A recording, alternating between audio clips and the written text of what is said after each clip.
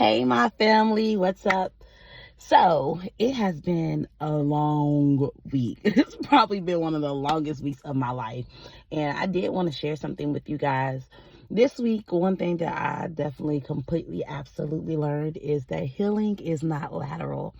And I made that post, but I made that post because this week I really have been on a journey of breaking and healing. And if you can name it, it happened to me this week. When God releases me to give you the full story, the full testimony, I definitely will. But one valuable lesson why I said that the one thing that I did learn was healing is not lateral. Your days are not always going to be great. It's not going to be smooth sailing. Monday can be good. Tuesday can be good. Wednesday can be good. Thursday you come crashing. Friday you crashing. Saturday you spiraling out of control. And Sunday you back up again. Healing's not lateral, and my healing this week definitely has not been lateral. This has probably been one of the hardest healing weeks that I've had. God has really made me come face to face with who I am, and with some things, some issues that I have, and some problems that I face. And I even spoke the word about breaking our own traditions that hold us back.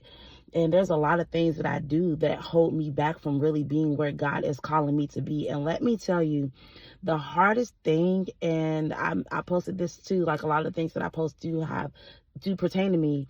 The hardest war that you're going to fight is the war with yourself, because changing is tough, changing is hard, and changing makes you realize that there's some things wrong with you that you never thought was wrong with you.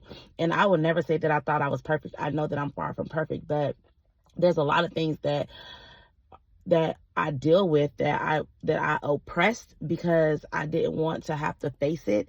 And on this journey, I'm going to tell you to quit oppressing those things that you need to face, because the more that you hold those in, the less that you are showing God that you're willing to change. And if we're not going to be willing to change in this season, then we're not going to be able to receive the things that God has for us. And I need to change. There's a lot of things that I need to do. And I realized, I realized so much about myself this week, and it was painful, but it is worth it. The journey is worth it. And I'm so grateful that I am on the other side of this, because it was dark for a minute. I had some dark days, some days that I cried and I did not think the tears were going to stop flowing, but I'm grateful. I'm grateful that God is allowing me to make it through this journey. I'm grateful that I'm no longer suffering in silence, because I allowed myself to be vulnerable with my friends. And that showed me a lot too. And then even one of my really good friends just wrote me and said that just like allowing people to see your imperfections will let you know who's really in your corner in your worst moments.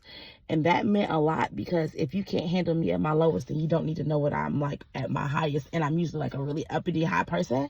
But you don't need to see me on that level. And so I just wanted to share that with you guys.